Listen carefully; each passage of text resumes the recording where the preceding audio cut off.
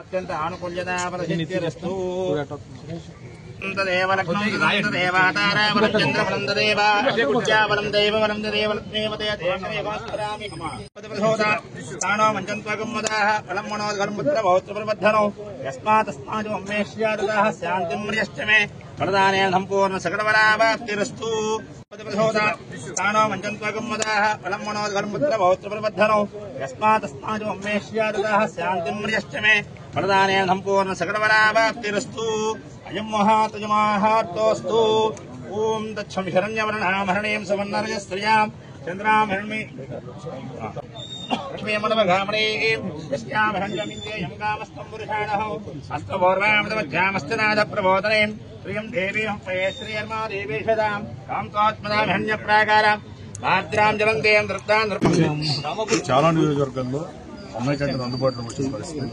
ముఖ్యమంత్రి గారు గుడివాడలో ఓపెన్ చేసి అలాగే ప్రతి కాన్స్టిట్యున్సీకి అసెంబ్లీలో చెప్పినట్టే ఇప్పుడు ప్రతి నియోజకవర్గం హెడ్ క్వార్టర్లో ఒకటి పెట్టే పరిస్థితి. నేను 2 కోరే ముఖ్యమంత్రి గారిని రావరపాడులో ఒకటి గన్నవరం సెంటర్లో ఒకటి అంటే ఫస్ట్ ఒకటి పెడతానికి ఒకటే పర్మిషన్ ఇచ్చారు. నెక్స్ట్ రావరపాడులో పెడతామని చెప్పారు.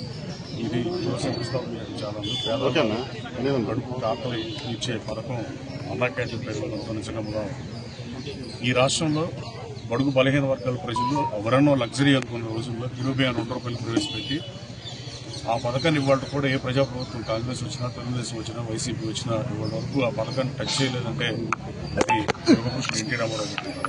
రామారావు గారు అదే పేరు మీద ఆయన పేరు మీద అన్న క్యాంటీన్ వచ్చే పేషెంట్లు వృద్ధులు వాళ్ళకి భోజనం పెడతాం, ప్రభుత్వం భోజనం పెడతాం నిజంగా ఆహ్వానించలేకపోయినాము. రాబోయే కాలంలో రామవరపల్లిలో కూడా ఇంకోటి పెడతాం. 2 ఫైల్స్ ఇచ్చారు. 2 ఫస్ట్ గన్నవరం శాంక్షన్ అయింది. కానీ గన్నవరంలో హైవే దగ్గర కానీ ఎక్కడ స్థలం దొరకదు. పరిస్థితి సిహెచ్సి సెంటర్లో పెడదామంటే ఎన్విరాన్మెంట్ దెబ్బతింటారనే ఉద్దేశంతో ఇక్కడ 10 సెంట్లు స్థలం ఉంటే ప్రభుత్వం ఇక్కడ పెట్టడం జరిగింది.